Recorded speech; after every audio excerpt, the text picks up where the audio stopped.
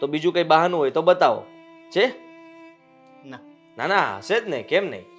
હા, હું મહેનત કરું છું ને કમાઉં છું, સીધી વાત છે. હા, કોઈ કિસ્મત કે નસીબ કંઈ આડું નથી આવતું એવું માનવામાં આવે છે. હા, કંઈ પણ ખોટું થાય તો કિસ્મતનો દોષ, સારું થાય તો કિસ્મત સારા. અરે જ્યારે હોય ત્યારે કિસ્મત શું કરવાની છે?